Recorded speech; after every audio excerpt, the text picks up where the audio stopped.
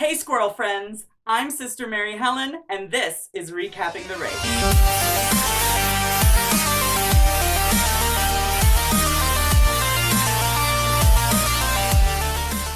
Okay, so if you have not watched the most recent episode of RuPaul's Drag Race and RuPaul's Drag Race Untucked, and you're gonna be really mad if someone spoils it for you, but for some reason you're still watching this video, spoiler alert, you're an idiot. So this is the first episode. We're finally meeting all of the queens and it's time for everyone's first impressions. So let's go down the line. The first girl we meet is Naomi Smalls. Now I liked her better when she was Carmen Carrera. And I don't even like Carmen Carrera. Then we meet Cynthia Lee Fontaine. Now she seems like she's a really lovely girl, but she's super all about that ass.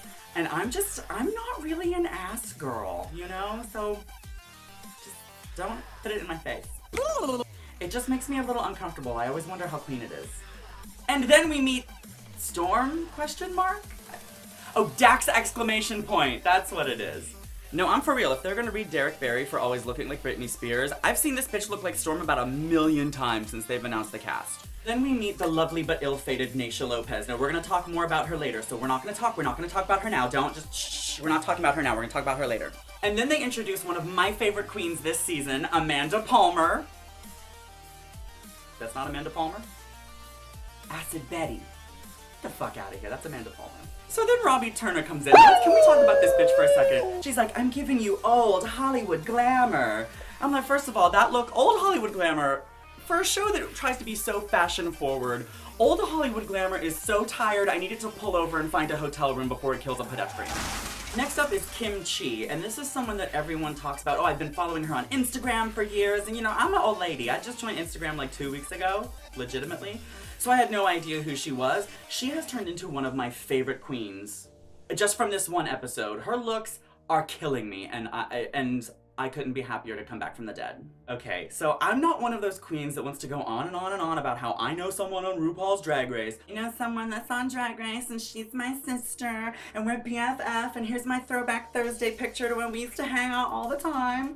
But this one I've known since before she was a drag queen, and this one I've been blackout drunk with on a Sunday. I mean like, blackout drunk on a Sunday. So first let's talk about Thorgy. Thorgy Thor is a whore, and I hate her. This was my favorite look of these like first impression looks, and I'll tell you why. It's because some of these girls, you can tell that they got the call that they were gonna be on Drag Race, and they went out and spent hundreds and hundreds of dollars on costumes, and you could tell that the costumes were wearing them versus them wearing the costumes. But like, this is just Thorgy Thor. Like this is, you could tell that this bitch just went to a thrift shop and was like, oh yeah, okay, I'll wear that, who cares? I'll put a black dot on my face. I felt like it was the most genuine look of the day. And that's just who she is. Big fucking hair to hide all those dreadlocks and like a majorette uniform from 1986. That's Thorgy Thor.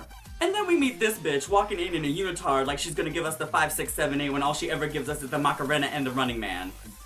Look it up on YouTube. And then we meet Lila McQueen.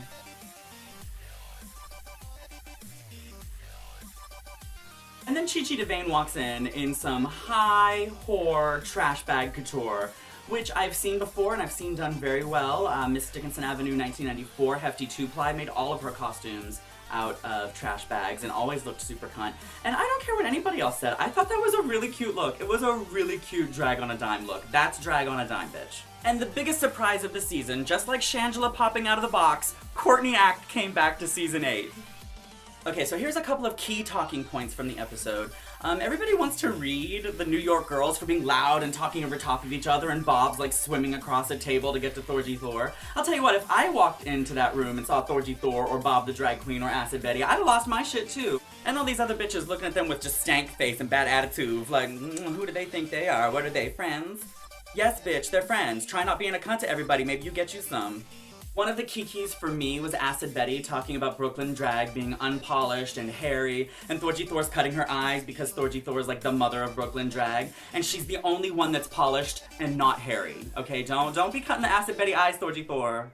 Like Brooklyn drag is not hairy and scary and looking like Ari Kiki, okay?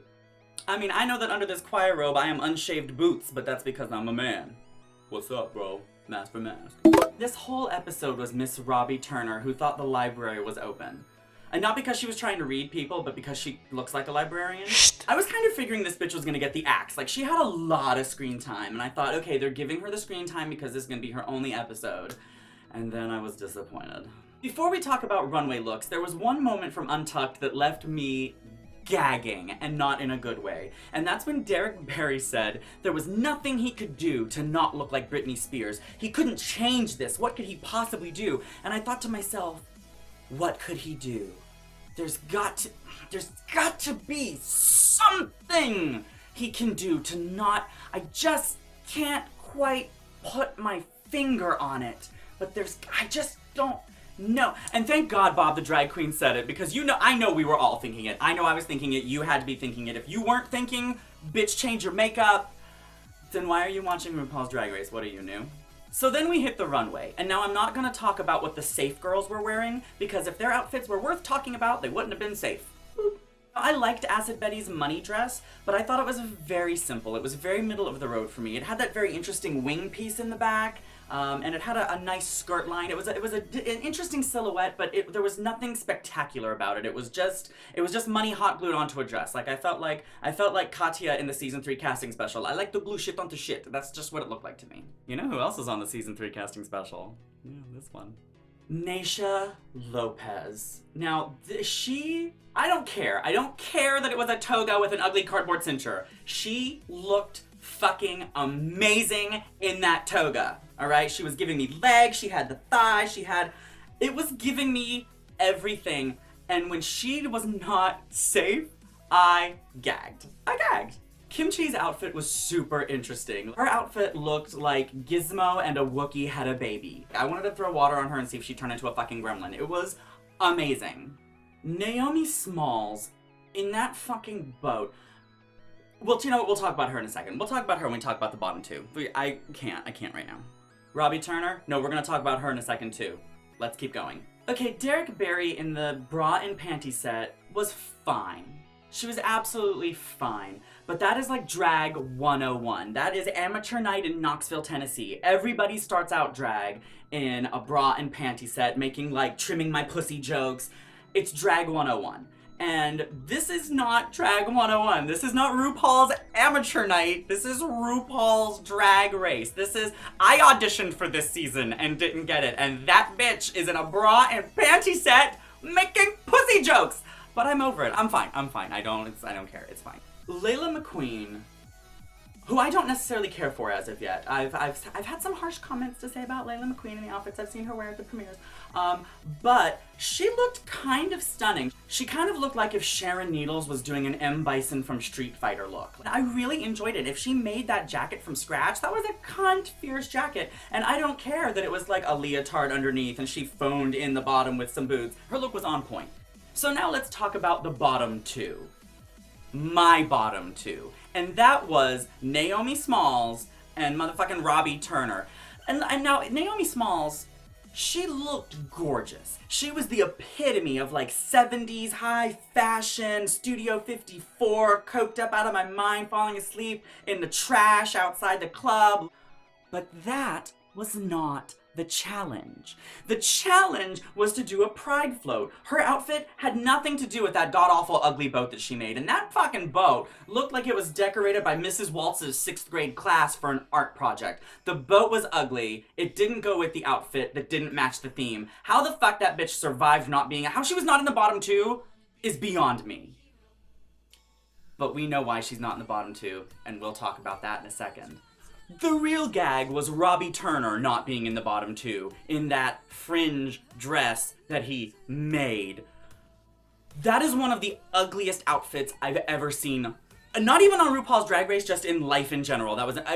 Black shoes, that white, just shapeless, Stay Puft Marshmallow Man middle section with like a pink bra, and his face, girl, the face. You can't spend your entire first episode just talking shit about everybody's everything, and then you hit the runway with that mug. Look at it! If the challenge was to look like Hatchet Face from Crybaby, she would have won. But unfortunately for her, that was not the challenge. So somehow those two miraculously escaped the bottom two. And we were left with a former Miss Continental and someone who looked super cunty in that coat. Now, going just on the lip sync alone, the right person went home. Her, I don't know what she was doing, like, I don't know what that was. Girl, you're fierce, I live for you. I don't know what that was. And even on Untucked, if you watch Untucked, there's a segment where she's like practicing her applause, and I'm like, what are you? She practiced that. She practiced it, and that was the best we got. So, bless her heart, she's pretty though. Now, her going home first is causing everyone to talk shit about pageants. Did RuPaul send her home first to make a message about pageant queens? Was it? And people are talking real shit. Oh, pageant queen this, pageant queen that. Let me tell y'all motherfuckers something, okay? The only people who talk shit about pageant queens are people that aren't good enough to win the pageants. You will never hear a respectable drag queen go, oh, she's Miss Continental? Oh, she's Miss Gay America?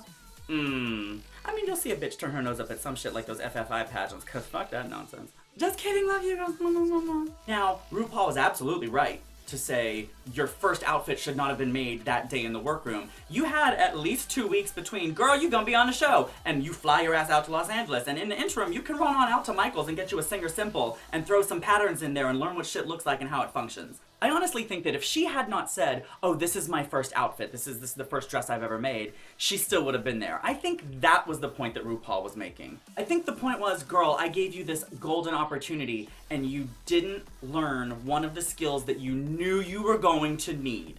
The first episode was a make your own dress challenge, and that was 100 episodes ago. So there's no excuse. There's no excuse, and I do not feel bad at all for anyone who goes on that show and is like, I don't know how to make an outfit. You had your chance to learn that shit. So there's some stuff that you just know is going to happen this season that I'm super looking forward to.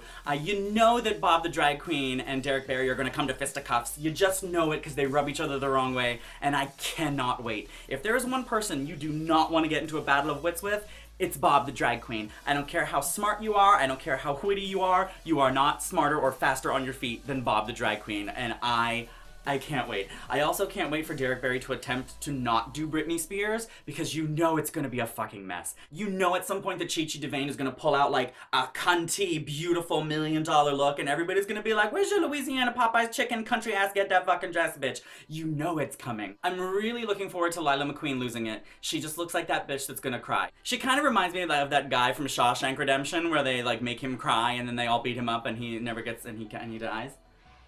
I mean, I don't want her to die, just she reminds me of that character.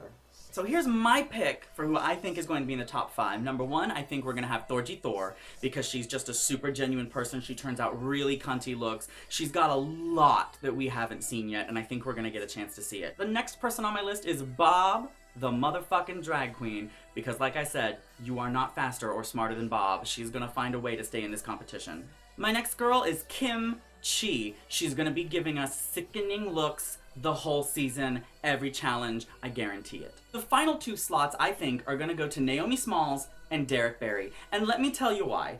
It's the same reason that Naomi wasn't in the bottom 2 this week. The youngest, thinnest, prettiest ones always make it to the top 3 or 4. Even if they don't deserve it, even if they're not really in drag, even if they don't have the talent to back it up. They're always there because, for some reason, RuPaul always chooses the model instead of the drag queen. So that's my pick for top 5, and those are my thoughts on the first episode of RuPaul's Drag Race and RuPaul's Drag Race Untucked. I'll be back every Wednesday giving you my insights and thoughts on the show, because what I think is very, very important. Very important. So until next time, my name is Sister Mary Helen. I'm New York City's Southern Guamanian Hungarian figure skating vocal diva, and this has been Recapping the Race.